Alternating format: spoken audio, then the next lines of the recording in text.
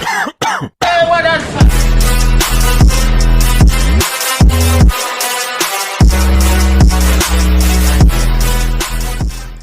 What's going on, guys? Peety here. Today we're going to be talking about the light tank unit. So this guy is very, very important in the beginning of the battlefield. He comes out very cheap, especially if you have tanker, as there's bonuses to cut down on his price. And you can get 30 to 40 of these running around fairly early game, and they're very, very devastating. So without further ado, let's get into it.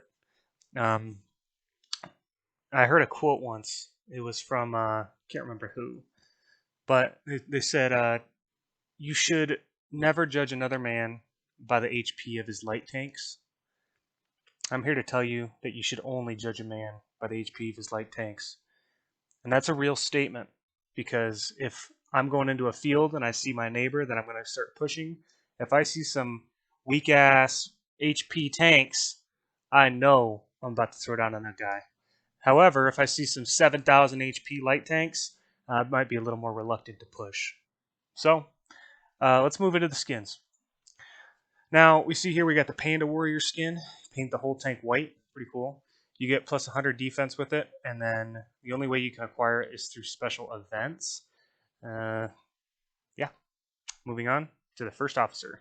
We have Heinz, old ketchup man.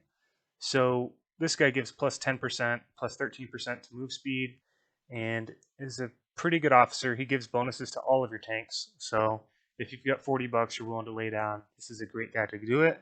And then moving on to the Mac Daddy of the light tanks, this dude changes the game. So you can see huge bonuses here, plus 40% HP, 20% to armor and building, 40% vehicle infantry when he's max. So I believe he is only $10 or $15.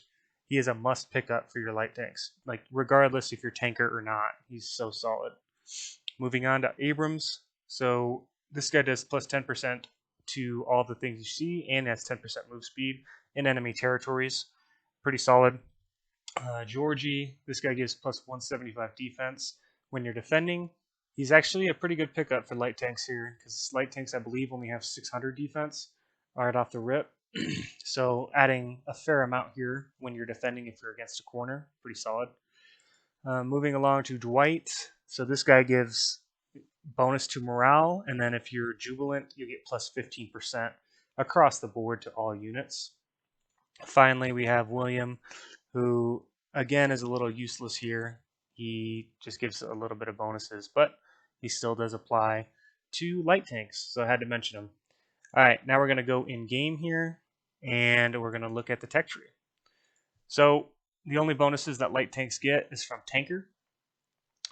We have, starting off, minus 50% training and armament costs, which makes these guys cheap as heck. You can make so many of them and upgrade them up. It's a freaking awesome upgrade to have. You get a plus 10% max health, get minus 50% food, ammo, fuel consumption, and plus 50% of all attack.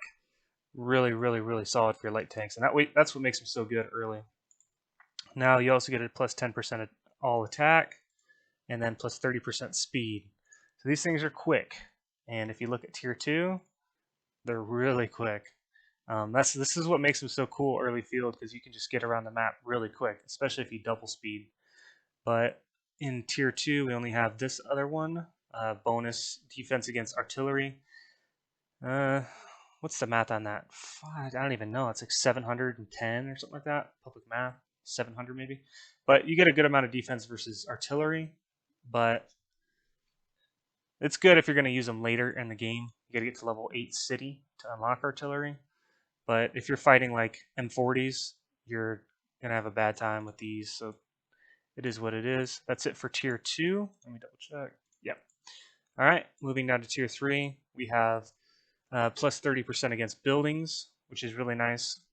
Plus 40% attack versus self-propelled artillery. And then we have tank units slowly recover HP, plus 40%, 0.40%, and I believe that's it. Oh, there's one final one down here, tier 4. Plus 10% attack versus soldier, vehicle, and buildings.